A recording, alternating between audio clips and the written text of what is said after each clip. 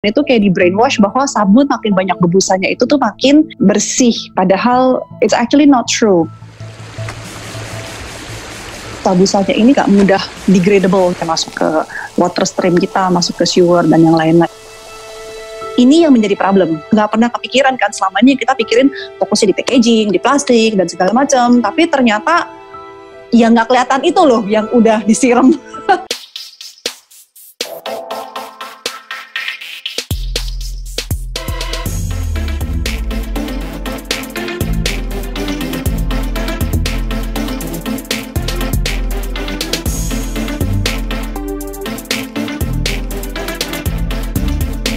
Sebelum lanjut nonton video ini, pastikan Anda sudah menyeduh segelas kopi, ditambah sebatang rokok, dan tekan tombol subscribe, aktifkan loncengnya, like, dan share ke teman-teman kalian.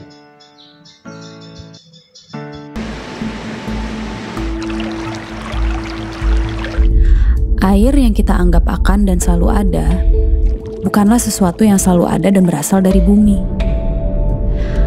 Air berasal dari luar planet ini, dari meteor-meteor yang dinamakan carbonaceous chondrite yang kaya akan H2O dan karbon. Meteor dan asteroid es yang kaya akan air ini dalam sistem tata surya terbentuk di luar batas leleh matahari. Dan selama proses penciptaan bumi terus datang dan bertabrak-tabrakan dengan bumi.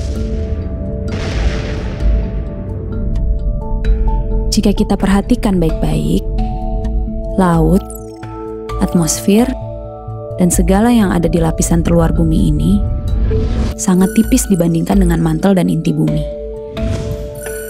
Jumlah air sangat sedikit dan terbatas, terutama jumlah air tawar dan air bersih. Bayangkan, hadiah yang sangat langka dari semesta untuk bumi ini. Hadiah berupa air, berupa kehidupan.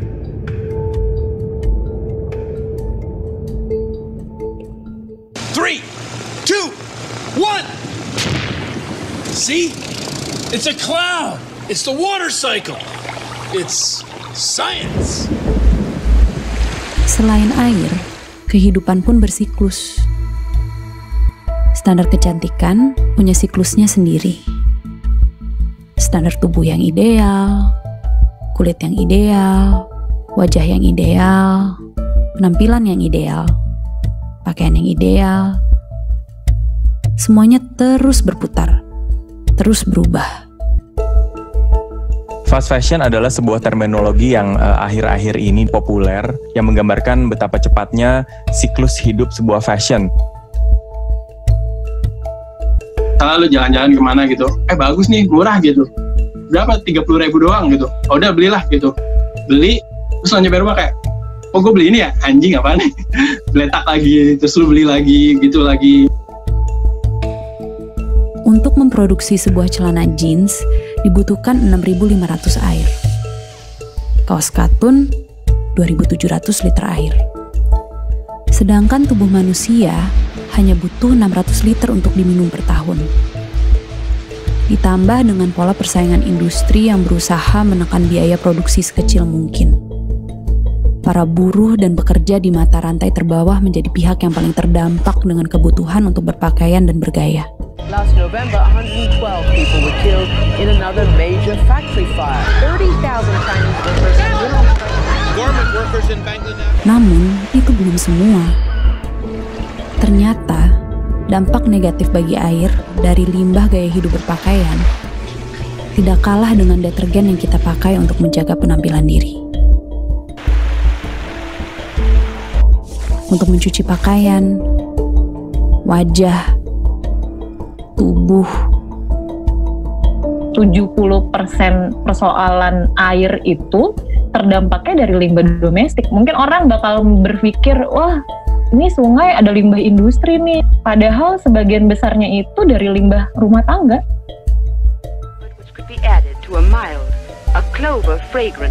SLS adalah bahan kimia yang wajar ditemukan di dalam kandungan produk-produk pembersih dan kecantikan. Beberapa penelitian mengaitkan kandungan ini dengan resiko kanker, iritasi kulit, dan pencemaran lingkungan. Senyawa ini biasanya ditambahkan di sabun atau di skincare gitu ya, menghasilkan busa gitu. Jadi dia bisa membilas kotoran, bahkan minyak. Bisa aja sabun yang nggak ada busa dan bersih. Pelan-pelan tuh konsumen itu kayak di brainwash bahwa sabun makin banyak berbusanya itu tuh makin bersih. Padahal it's actually not true. Busanya ini nggak mudah degradable, masuk ke water stream kita, masuk ke sewer dan yang lain-lain. Ini yang menjadi problem. Nggak pernah kepikiran kan, selamanya kita pikirin fokusnya di packaging, di plastik dan segala macam. Tapi ternyata yang nggak kelihatan itu loh, yang udah disiram masukkan ke selokannya itu yang kita nggak pernah nggak pernah pikirin gitu kan. Ternyata itu dampaknya tuh jauh luar biasa, lebih gila lagi. Mau nggak gitu mandi di hari pertama, nanti mandi lagi di hari ke-10 gitu misalnya, karena biar nunggu LAS-nya larut dulu misalnya di alam gitu. Sebuah penelitian di Institut Aerospace Stuttgart menemukan bahwa air menyimpan suatu bentuk memori secara mikroskopik. Dari satu gelas air yang sama, saat diteliti tiap orang berbeda, gambaran mikroskopik yang dihasilkan juga sangat berbeda. Menghasilkan memori air yang berbeda. Saat satu jenis bunga dimasukkan ke dalam air, lalu air tersebut diambil dan dilihat secara mikroskopik, hasilnya menyerupai bunga tersebut. Saat jenis bunga lain yang dimasukkan, kemudian secara mikroskopik pun visual yang ada berubah. Semesta yang ada berbeda. Semesta seperti apa yang ada di dalam setetes air deterjen? Memori seperti apa yang kita rekam untuk semesta lewat tetes-tetes busa tersebut?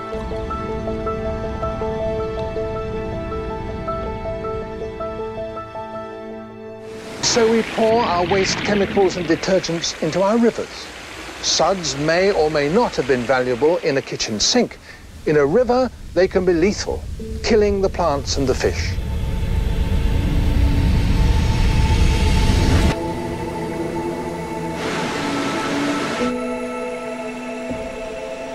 Mencintai udara, mencintai air, mencintai bumi dan segala isinya bukan sesuatu yang baru. We shouldn't so exploit natural resources that we destroy them.